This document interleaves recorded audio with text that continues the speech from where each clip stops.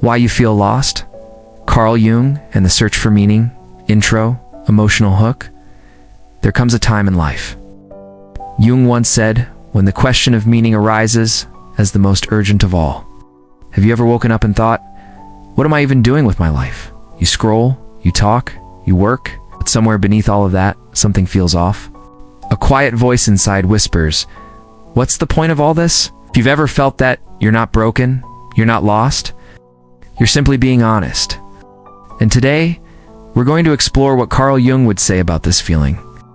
Why the confusion, the emptiness, and the inner ache might actually be a sacred beginning, so stay with me. Part 1. The Fractured Self. There is a moment when life begins to crack. You followed the map, school, work, relationships, expectations, but now?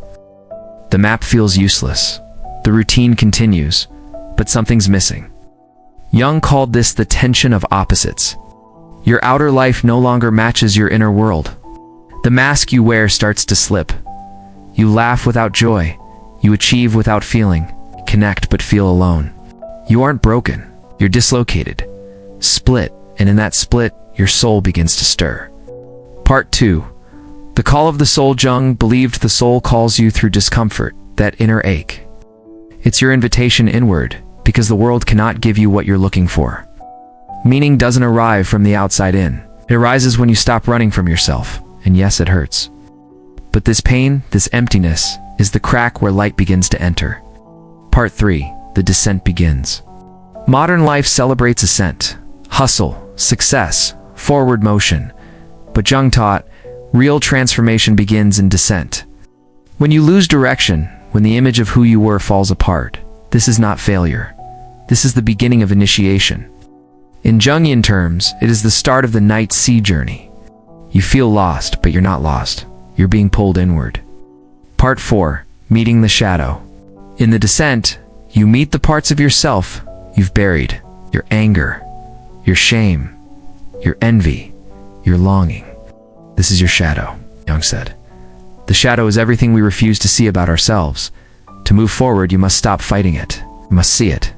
Welcome it. Say, this too is me.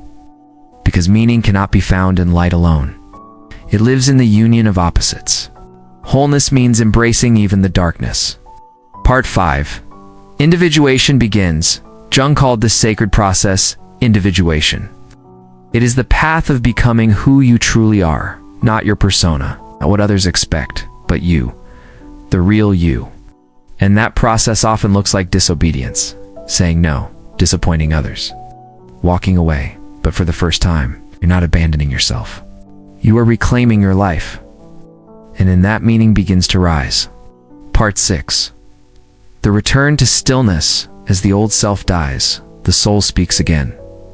You begin to notice moments of quiet joy, tears from a single sentence, a smile that feels real. This is what it means to return home to yourself. It's not because everything is fixed, but because for the first time you are real. Part 7. The lantern in the dark. Now the question remains, if you are not lost, then what are you? You are standing at the threshold of your own becoming. Like the hermit with the lantern, you are finally entering your own night. Not to disappear, but to return. Whole. You don't need to be perfect. You only need to be true. Closing. So if you feel lost, if the world feels hollow, if your chest aches for something you can't name, don't run. Stay there, because Carl Jung would say, you're not lost. You are standing at the threshold of your becoming. The world within you, the one you've spent a lifetime avoiding, is finally asking to be lived. Let that truth echo, and let your journey begin.